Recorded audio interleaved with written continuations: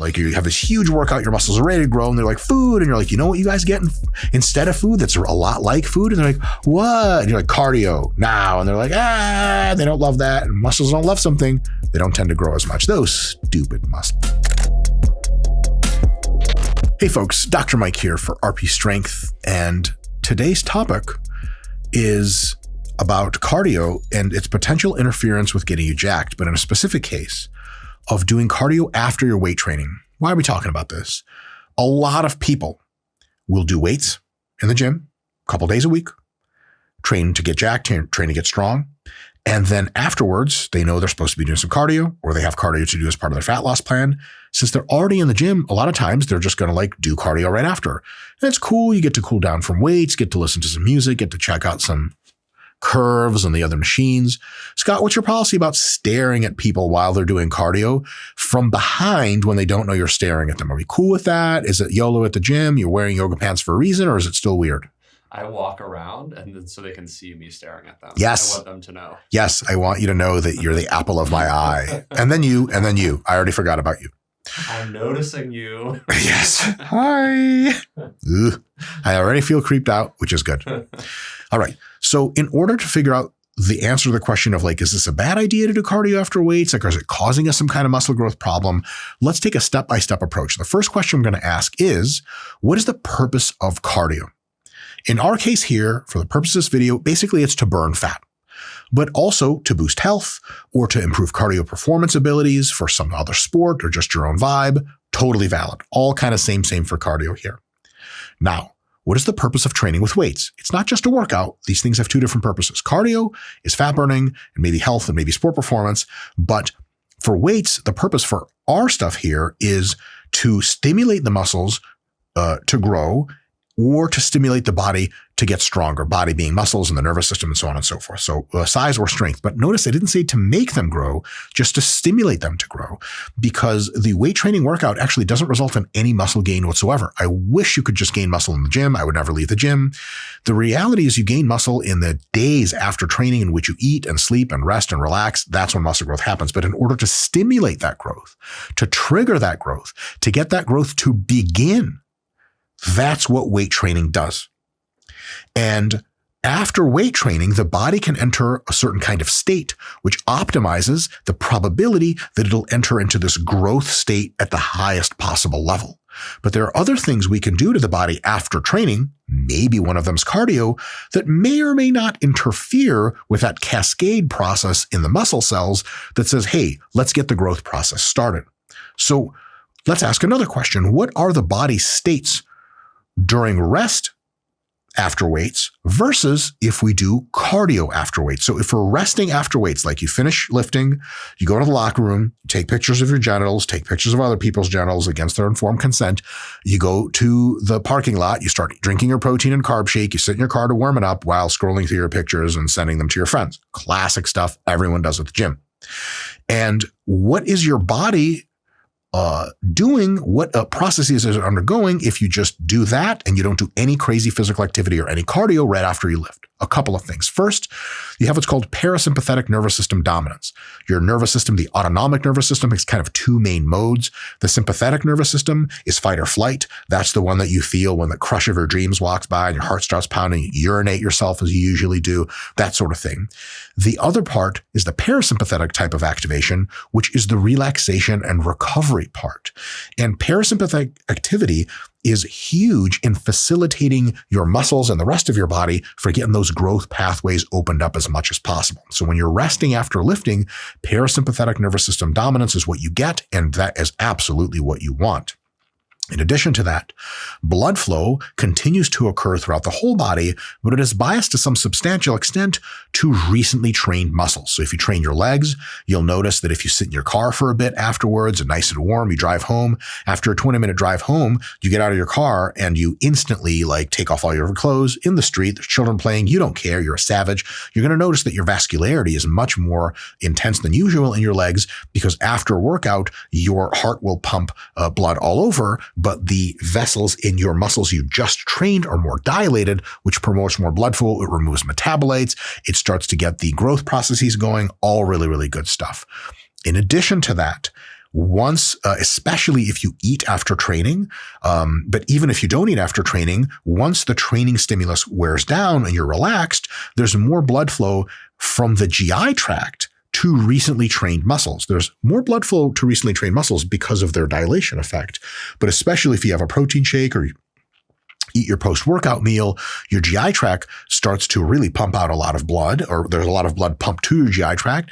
That blood picks up the nutrients that you're digesting and transports them everywhere. But because your muscles that you just trained have more blood flow going to them than normal, you get more nutrients to them than normal, which is really, really good for very obvious reasons. In addition to that, there is no added local muscle catabolic system activity or activation. mTOR is a pathway or central regulator in the muscle cell that causes a lot of muscle growth to occur if it gets activated. And it's activated by the presence of various hormones, myostatin. It's activated by resistance training. Duh, that's what grows most of your muscle for you. And there's other pathways. One of them is called AMP kinase, AMPK. And AMPK is kind of the catabolic regulator. It's activated by insufficient food, high stress conditions, sympathetic nervous system activity, and by continual activity at low-grade endurance levels of that muscle. But if you go rest that muscle, you don't get much activity, AMPK in the local muscle, and that means you're not interfering with growth, which is a really, really good thing. Because you're not active in that local muscle, there is no more fatigue being generated in that local muscle. Fatigue is an excellent stimulus of gains in some cases locally at the muscular level, but fatigue after a certain point when your muscle's already well trained is extra and it's no good, and it kind of interferes with that growth cascade. So as soon as you're done training your muscle and you rest it, then it's really good that there's no more local fatigue summary. And lastly, there's no more depletion of glycogen in that muscle that you just trained. Glycogen is the internal storage of carbohydrate in your muscles. And if your glycogen levels are very high, it actually works to unlock your ability to grow that muscle more. If your glycogen levels are very low, very depleted, the probability that muscle growth machinery will activate as much in that muscle is quite substantially reduced. So you're not depleting any more glycogen when you're not active anymore. So for all of these reasons, resting a muscle for at least a few hours after you've trained it hard, and rest can even involve like some light walking or something like that. It doesn't mean you just sit there, but even if you just sit there, it's probably pretty damn good for a bunch of these reasons to get that muscle growth stimulus really turned into actual muscle growth machinery activation, which will stay active for a few days and get you mega jacked. Now, that's what happens if you rest after you do weights. What happens if you do cardio instead? First, you can get more activity in the sympathetic nervous system than you otherwise would, which is fight or flight. That scales with intensity. If you do really easy cardio, you can actually have no sympathetic nervous system involvement at all. If it's a really gentle walk, you can actually get further reductions and actually more parasympathetic activity with a light walk sometimes than even total rest on some conditions.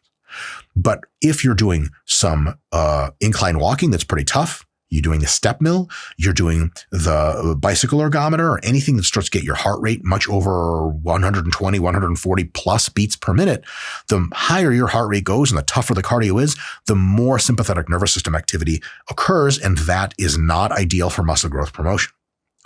You do get more blood flow to the muscles that are performing cardio. So if you just trained legs and you do cardio with your legs, you walk, there will be more blood flow through your legs, which is by itself not a terrible thing. However, if you just train chest and then you go for a jog, because there's only so much blood in your body, and because your legs are now taking up a lot more blood circulation, almost by definition, you're going to get a little bit less, at least, blood circulating from your heart to your chest and back. And remember, blood flow to the muscles we just trained is generally a good thing, especially if it comes in with nutrients. And so that's a bit of a downside right away. In addition to that, there's one really dependable thing with cardio, especially more intense cardio as it scales up, is that the amount of blood flow to and from the GI tract substantially declines. So hard cardio after lifting means there's just not a lot of blood flow going on between the GI tract and the muscles you just lifted for. And so the feeding of them with nutrients and the promotion of those growth processes is going to be to some extent reduced. Of course, anytime you activate a muscle and move it around, AMPK is active, but especially if you do it repetitively in a low grade state, AMPK is activated by cardio reliably. So if you're doing cardio after training, you get more AMPK activation in the local muscle. It's not a system thing. So if you just train biceps, but you're doing cardio walking up an incline pretty fast, yeah, your biceps will be totally fine in that regard. But your quads after a quad session, if you go walking, they're going to have higher AMPK activity, which directly suppresses mTOR activity, which actually starts to trigger muscle growth. So you get less muscle growth triggering, which is not ideal. In addition to that, especially with harder cardio, you get local muscle fatigue generation. After you've just trained your calves and you start jogging, you continue to fatigue your calves. And after just training them for hypertrophy, the ideal situation is to not fatigue them anymore, to get them to rest and recover and replete and grow. But now you're fatiguing them more, which is not ideal. And of course, we already talked about glycogen. The lower your glycogen, the worse it is for getting that growth process started. If you continue to deplete your glycogen, it's an opportunity missed for putting more glycogen back in there. So further glycogen depletion for muscles you just trained at the local level is not ideal. And that's what happens when you do cardio and deplete the muscle. Now, again, if you did triceps, but you're doing, some kind of incline walking, you're not depleting glycogen from your triceps. These are only local things. But as you'll see in a minute, that means that especially after you train legs, maybe hard cardio isn't the best thing you could do. So, to sum all of this up, how do these state differences affect growth? And really, the nearly ideal state after training for muscle growth and almost certainly strength development as well is kind of the opposite of all of the states that cardio promotes. Especially if you delay your post-workout meal or your post-workout shake. And then it's doubly bad because then the GI tract circulation doesn't even get going. So what do I mean by that? If you have to do 30 minutes of incline walking cardio and you just trained upper body, you can do that cardio and sip on a protein carb shake combo, and at least you get that going, which is good. But if you're doing like hard sprint intervals or jogging or a really crazy elliptical, and you do that for 45 minutes after your weights workout, that's an extra 45 minutes that your biceps that you just trained are like, hey, so like, when are we getting fed? And your body's like, shut up and suffer. Like a mini David Goggins pops out in your biceps and punches them in the face. They're crying. Their glasses are broken. They can't even find their glasses. That's the situation you're leaving your biceps in. Starved for nutrients. Not starved in the capital S. Your biceps are going to die. They're not going to never grow again, but definitely not ideal. So if instead of probably sitting down or just chilling out and vibing and walking around slow and bebopping and having a meal, if instead of that, you're doing hard cardio and not a meal, you're definitely leaving some potential gains on the table. RP Hypertrophy app comes with dozens of pre-made programs from 2 days of training per week all the way up to 6 days of training, with specialized programs included for shoulders, arms, chest, back, legs, abs, and glutes, each one with male and female options. You get them all and can use them as often as you like, even building off of them to make your own customized versions for only about $1 a day. Click on the link in the description of this video to get started. So from all of these scenarios, what is the biggest deal that's going to cost us the most potential muscle growth, and how big of a deal is it? A couple of things. The higher intensity your cardio, the worse. So if you're gasping for air after 30 minutes of cardio, like that will not promote muscle growth as much as it could. Cardio that uses the muscles you just trained is especially bad. So if you want to do some walking after an upper body workout, it's not a big deal. But if you just did an upper body workout and you're cranking the elliptical really hard with upper body, that's not ideal. And of course, after pretty much all of leg training, going and doing hard cardio that involves your legs is definitely not ideal. There's a duration component. So cardio that takes longer than 30 minutes to do is going to cost you more potential gains than cardio that's shorter. So if you have to do a 20 minutes of incline walking after even a leg workout, it's just not that big of a deal. But if you have to do an hour of incline walking after a leg workout, yeah, it's going to cost you something that might be notable in your results. And cardio that has a post-workout shake that you drink during it is going to be probably a little bit better for promoting growth than cardio that has you just aren't eating. Instead, you're doing cardio. Like you have this huge workout, your muscles are ready to grow, and they're like food. And you're like, you know what you guys get instead of food that's a lot like food? And they're like, what? And you're like, cardio now. And they're like, they don't love that. And muscles don't love something. They don't tend to grow as much. Those stupid muscles. Now, here's the thing. None of this is some shit that in almost any circumstance is going to cause you to lose muscle. None of this in almost every circumstance is some shit that's going to cause you to not make any gains from that workout. But if you push these variables, you do very hard cardio, definitely don't take a workout shake with it, and you do like an hour or something at the end of each workout, you can mute the degree to which your muscle gains will occur by as much as 50% in some cases. So if you normally would have grown 50 grams of muscle from a single given workout, then you might only be growing 25 grams of muscle. Why is this important? Because it's something you should know so that you're comfortable with the trade-offs. If you're a person that loves cardiovascular fitness, loves being jacked, but isn't so obsessed with being jacked that they're willing to toss their cardio out to the side, and you have a busy, balanced life, you're a career person, you go to school, you go see people on dates, and other people show up to the date, they don't let you down like always, and no one ever shows up. Your Tinder profile actually gets people look at it. Whatever normal people do, normal people like you, then you might be like, look, I love my 45-minute weight workouts, and I always do 45 minutes of cardio. I only train 5 days a week. It's an hour and a half. It really unwinds me for the evening. That's what I'm going to do. And I'm okay with making slower gains, but still make gains. Hey, listen, God bless you. But if you're a person that's trying to optimize for hypertrophy and you didn't know that doing hard, long duration cardio without eating after training, especially for your legs, is you're doing all this optimizing your length and partials, you're doing full range of motion, you're doing these complex set and rep schemes, periodization, you're using the RPI Hypertrophy app, and all of a sudden, you're going out to, with friends out to eat, you're thinking about your macros a little bit, kind of trying to order healthy and waking up, 4 or 5 times per day, you're eating, you wake up in the morning to make sure you get your protein in.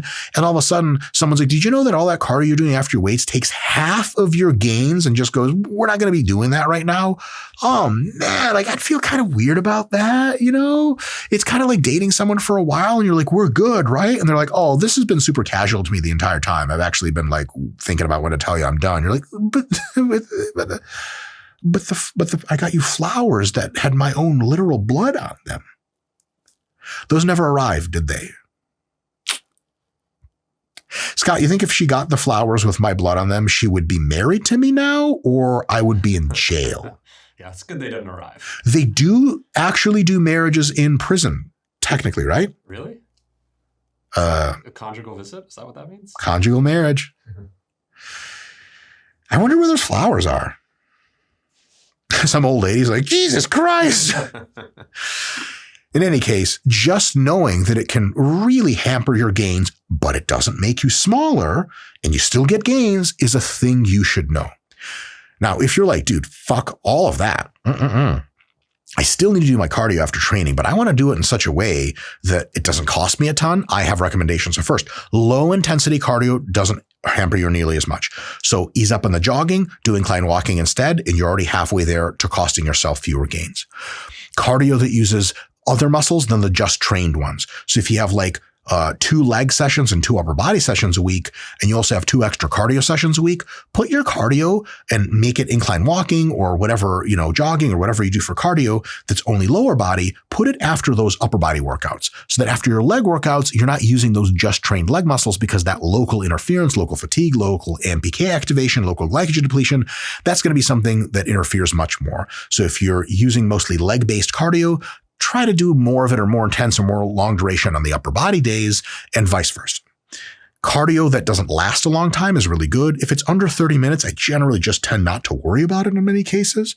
If it's 45 minutes or an hour of cardio, yeah, that's going to be a thing. So less duration of cardio is totally good. For a lot of people, 15 to 20 minutes of a decent intensity cardio after exercise, especially if it's upper body work and the cardio is lower body, it's just nothing to write home about. It's almost certainly just barely going to affect you, and it's totally good to go.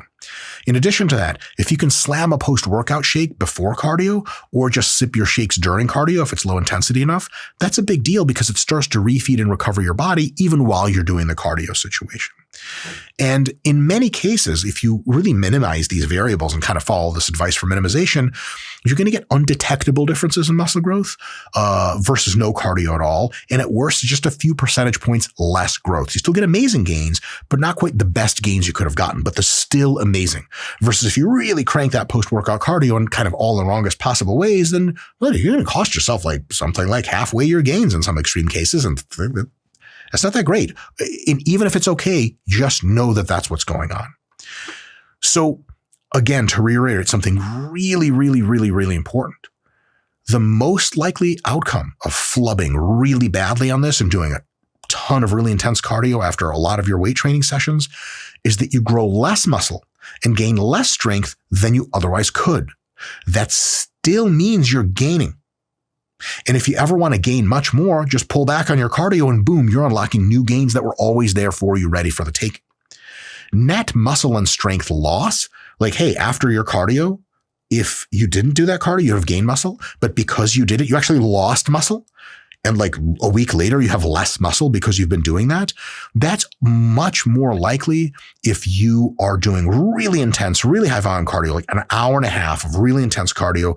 And really, it's folks that are really hypocaloric dieting to try to get leaner or for a show and other such exotic pursuits. So you're almost certainly not going to lose muscle, which is a big myth that we encounter all the time. People see some kind of person like me or some other fitness influencer say, hey, listen, cardio can interfere with gains. And for some reason, they automatically go, oh my God, that means if I do any cardio at all, I'm going to lose all of my muscle. And that might happen to you, but that's only because God picked you out and hates you and just zapped you with Zeus invisible lightning and just hit you right in the quads, and your quads melt away because you did one extra step because you parked your car one spot away further than the usual. Scott, when you go to various places, because now you're a super important or ultra wealthy person, do you have a spot for your car everywhere you go that you understand to be functionally yours? Yeah, absolutely. And others need to understand that as well? Yeah, that's why I have like the brush guards on my car, so I just push people out of the way. Easy. Yeah. I'm parking where I'm parking. Get out of my way, old lady. Oh, you're in a wheelchair? Many other jokes I could have followed up that. I'm just not going to do it. Scott and I are trying to be good people. It's our 2025 New Year's resolution. Fingers crossed we do it next year. Scott, what was our New Year's resolution? Be good people. Yes. Yes, and we're well on our way. And to that end, what is the best approach to timing your weights and cardio from the big picture to zoom out? I'd say the third best approach you could use is to do low intensity cardio as low as you can manage, whatever you need, for as little as you need, maybe 20 or 30 minutes after your workout while drinking your protein and carb post-workout shake. That's damn good. Even better is to do low intensity cardio for 20 to 30 minutes before your workout while staying hydrated. Maybe you have your element pack in there with some water. You get your electrolytes and your hydration kind of replenished and then some. And basically use that cardio as a little bit of way to get cardio, a little bit of a warm up. Then you hit the weights and then you just go into your car. You pull out your protein and your carbs. You begin to eat them. You scroll on Instagram to see if the love of your life unblocked you yet. She hasn't yet. You start to cry again, but tears are anabolic, and I've been clear about that since day one. The ideal thing to do, if you still need to do cardio, but you also need to do weights and you really want almost no interference effect whatsoever, or none really, is to split your cardio and weights into 2 different sessions. Maybe if you have a regular day job, that means in the morning, you wake up, you go downstairs, you do your treadmill work, you say what's up to the girl in the hotel or the apartment gym that you train at. You're like, what's up? And she's like, hi. And you're like, looking, good busy day today. She's like, it's 7 a.m. I haven't started my day. And you're like, right. I meant like an upcoming busy. I'm just going to do my cardio. And she already walked out. That's when you do your cardio. And then after work, you do your weights workout, or the other way around.